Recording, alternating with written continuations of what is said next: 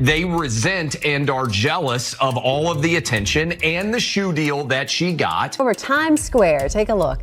This Nike billboard honors the all-time NCAA Division I scoring leader. It features the caption, "This was never a long shot." Stop scrolling, because I need you to hold 3 numbers in your head at the same time. Number 1, $28 million.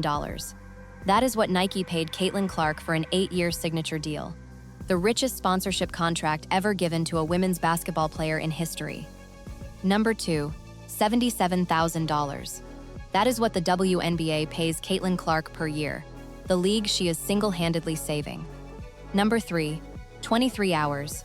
That is how long a fan drove from Saskatchewan, Canada, just to watch Caitlyn Clark play one basketball game. Let those 3 numbers sit together for a second. $28 million from Nike, $77,000 from her league, 23 hours from a fan in Canada. And now, October 1st, 2026, the Nike Caitlyn 1 drops. Racer blue colorway, her signature logo, her first signature basketball shoe. And Vanessa Bryant, the widow of Kobe Bryant, has personally backed Caitlyn Clark, written her notes, shown public support. The woman who protects the Kobe legacy, blessing the next generation's signature shoe. Meanwhile, Charles Barkley went on television and said directly to Wnba veterans, "You women out there, y'all petty. You should be thanking that girl for getting y'all private charters and all this money. Give her flowers." Tonight, we talk about the Nike Caitlyn 1, what it means, why it matters, and why the numbers surrounding it tell the most controversial story in women's sports right now. To understand why the Nike Caitlyn 1 is bigger than just a shoe, you need to understand the full context of what Caitlyn Clark has built in 2 years. She entered the Wnba in 2024 as the most hyped rookie in women's basketball history, and she immediately delivered. TV ratings tripled when she plays. Arenas sold out coast to coast. Jersey sales passed LeBron James. A fan drove 23 hours from Canada just to watch one game. A 15-year-old girl waited 40 minutes with her shoe unlaced just to get Clark's autograph. Nike saw all of this before anyone else. Signed her for $28 million over 8 years, the biggest deal in women's basketball history. And then, for 2 years, they made her wait for a signature shoe. The man who originally signed Michael Jordan to Nike publicly called the delay, quote, "one of the biggest failures I've ever seen." October 1st, the wait ends. But here's what makes the Caitlyn 1 so much more than a product launch. Let's talk about what the Nike Caitlyn 1 actually is, because every design detail tells a story. Racer blue colorway, dropping October 1st. Price, not yet confirmed, but expected, around $110 to $130. Clark described it herself. "It's got Iowa, it's got fever, you get the best of both worlds. The gold swoosh on black and yellow, you can't go wrong. I didn't design these ones. I just said yes, I love them. Please give them to me."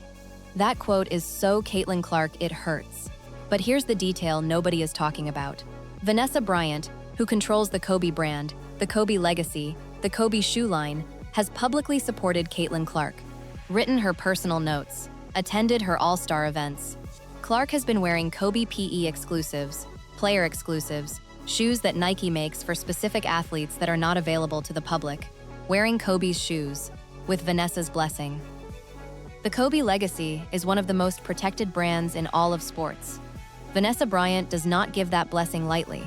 For her to personally back Caitlyn Clark, the woman getting her own signature shoe, is one of the most significant endorsements in women's basketball history. And almost nobody is talking about it. Now, let's talk about the numbers, because they are the most controversial part of this entire story. Nike deal, $28 million over 8 years. Richest women's basketball sponsorship in history. WNBA salary, $77,000 per year. The math? She makes 144 times more money from Nike alone than from the league she plays in. But here's what that $77,000 actually generates for the WNBA.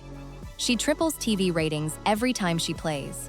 Experts estimate her presence adds $50 million per year in media rights value. She helped close a $3 billion media deal, 11 years, with ESPN, NBC, and Amazon, 6 times more valuable than the previous deal. The WNBA's entire previous media deal was worth less than what Clark generates in media value per year. and they pay her $77,000. Charles Barkley said it publicly. "You should be thanking that girl for getting y'all private charters and all this money. She's bringing all y'all money to the table, and y'all being petty." He is not wrong. Clark negotiated charter flights for every WNBA player within 2 weeks of entering the league, something veterans had been demanding for years without success.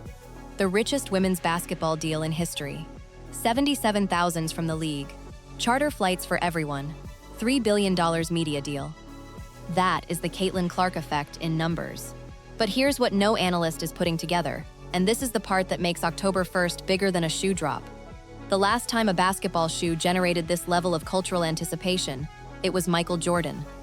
Wilson basketball sold out in 40 minutes. Faster than a PS5, faster than any Jordan drop in the same time frame. Indiana Fever jersey, sold out in all sizes. Rumored to have outsold Dallas Cowboys jerseys, the most popular NFL team in America. A fan from Saskatchewan, Canada, drove 23 hours just to watch one game. A 15-year-old girl in Albany unlaced her shoes for 40 minutes in a crowd just to get Clark's signature on her sneakers. This is not sports marketing. This is cultural phenomenon territory. Steph Curry changed how basketball is played. Michael Jordan changed what an athlete could sell. Caitlyn Clark is doing both at the same time, in a league that pays her $77,000 a year. The Nike Caitlyn 1 drops October 1st, and if the Wilson basketball is any indication, you might want to set your alarm. Here is the full picture, and it connects every controversial thread of the 2026 Wnba season.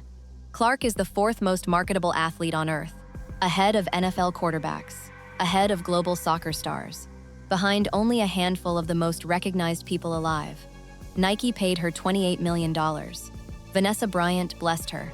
Wilson sold out in 40 minutes. A $3 billion media deal followed her into the league. And what did the WNBA do with all of this? They left her off the 30th anniversary poster.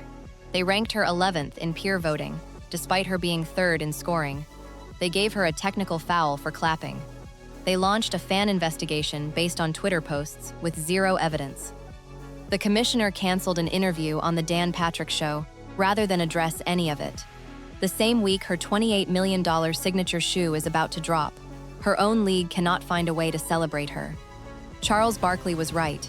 LeBron James called out the pettiness. Vanessa Bryant showed more support for Clark than the Wnba commissioner. Kobe's widow, the NBA's greatest living player, Nike's biggest bet in women's sports, all backing Caitlyn Clark, while her own league looks the other way. October 1st, the shoe drops, and the whole world will be watching.